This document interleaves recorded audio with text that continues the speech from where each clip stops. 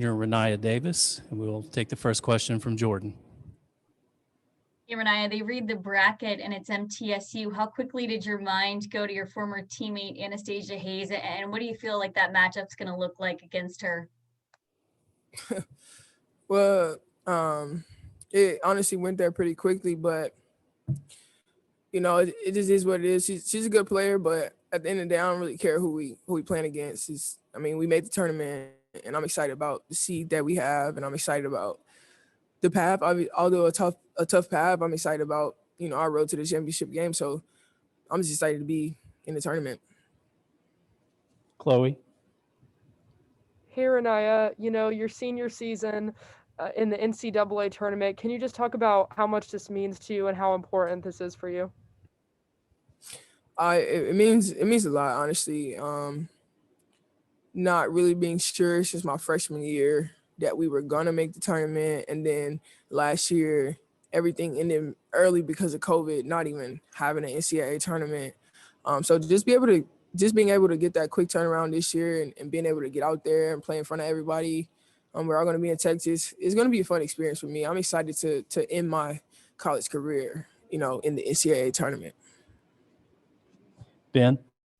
Rennia, what needs to happen to make sure that it's not a short stay in the NCAA tournament? Ben, I'm just going to do, what I've been doing, whatever this team needs me to do that day, whether that's score, defend, rebound, all of the above, be a great teammate from the bench. Just whatever I need to do, just continue to encourage my teammates and just speak to them positively, but also be realistic and let everybody know, it is win or go home. So we do have to get out there and handle business. Nobody's going to give us anything. So just a mixture of positivity, but also being realistic and let everybody know, how important each game is. Nicholas. Obviously, this has been an extremely unusual season, just in terms of all the protocols you guys have had to follow and playing in arenas with limited to no fans. Just, when you were watching the selection show and seeing Tennessee's name come up, was that perhaps the most normal thing that's happened this year? And perhaps the most rewarding thing that, despite everything that you guys have had to have gone through, including multiple COVID pauses, that you've reached the NCAA tournament? Yeah, this season, like you said, has been crazy. A lot of things that we were just unsure about, but I know one thing we were sure about was that we were going to make the NCAA tournament this year, and I feel like we handled our business during the regular season and during the conference season so that we can put ourselves in a good position today. So, I'm just super proud of what we've been able to do so far this season, and this tournament is going to be fun for sure. Maria. Rennia, there's a lot of time that you have to spend in a hotel, particularly on this particular trip, as everybody has to go through the protocol of no positive test. What kind of things can you do in a hotel room to keep yourself alert and do you read books, music, television? What do you do with all of that downtime? Maria, you always come with the questions that's gonna make me think a little bit. But I'm about to be chilling, enjoying some me time. I need that as a person. I'm probably gonna bring I got a miniature basketball goal. I'll probably bring, because we plan on being down there for a while, so I don't want to get bored in the hotel room. And then I won't be able to be around my teammates and stuff, so we can't really play cards or anything interactive. So I'm probably about to be sleeping a lot, honestly, resting, recovering. Like I said, playing a little bit of basketball. Probably watching some Last Chance U. I just started that. So just really chilling and enjoying my own company. Will.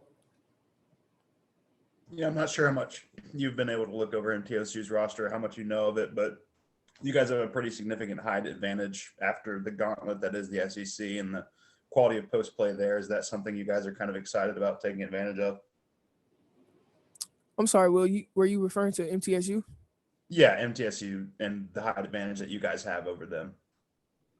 Oh yeah, I was unaware of the height advantage, but we don't really look at those things. I feel like we've had a height advantage throughout the season against majority of the teams we played, especially but really at both, at the guard position and the post position. So, it's just gonna be another game that we just got to go out there and just execute and just play our game. Jimmy? Renee, what was your feeling like last year? If you can remember the day you learned they canceled the NCAA tournament. Oh man, it was a lot of different emotions. It was tough. It was tough. But I feel like we were at a point where I don't think we were sure about where we were gonna go in the tournament last year. And I'm not saying that I'm glad that the season ended how it did, but we just weren't sure. And this year I felt much better going into the selection show, because once again I felt like we did what we needed to do in the regular season to just kind of solidify our spot in the tournament. So I mean, compared to last year, this year I felt much more confident in, where we were going to be placed at in the tournament.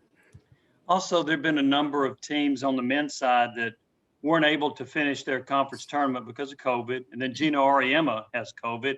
And I wonder if that kind of gets more of your attention that, hey, we still have to be careful. This thing's not over with. We still have to make sure this doesn't hit us. Yeah, it always crosses my mind every day, just because COVID has been so huge here recently. It's the reason why our season was canceled last year. So obviously we want to be following the protocols and doing whatever we can do to ensure that we at least can step out on the court and give ourselves an opportunity to win the game. We don't want to let something like COVID, prohibit us from potentially winning the game. So Howard? Renee, Howard Magdal at the Next. Congratulations on the tournament bid. I'm wondering, when you looked at the bracket come out, obviously, there are stars on every team, but you can go up and down this region and you can see players who are going to be alongside you in the WNBA draft. You can see players who were talked about in all the major awards, Clark and Beckers and Nas Hillman. I wonder whether there's an added spark to know you're going to be in a region among these top players and having the opportunity to show what you can do among them and against them. Well, Howard, like you said, it stars everywhere. College basketball, to me, especially for women's, is one of the greatest stages, that we can play on. I feel like it's the most competition as well. I mean, every team has great players. I'm not in particular, too focused on any team or any superstar. We have superstars on this team, in my opinion. So it's going to be all about matchups to me. And once again, we're going to get out there and just play our game regardless of who we're playing. That doesn't really matter to me. Jordan? Renee, you said after the Auburn game, and I'm going to quote you, "I feel like this postseason will show people the reason why I did stay." What are you hoping as a team and as an individual to show people? I said that after the Auburn game. Yeah, after your senior day. It was when Maria had asked you about why you stayed at Tennessee. Yeah, I just have a lot of love for this program. And I always say, even if I don't reap all of the benefits of getting this program back on track, maybe in a few years they could say that I was the one that helped lay the foundation. I'm the one that stuck around and helped these younger players and gave them the correct mindset and, just taught them really how to lead. Because at the end of the day, that's what it's all about. It's about having great leadership throughout the team. And I just really love this program. So that's the biggest thing for me. And that's really why I stayed.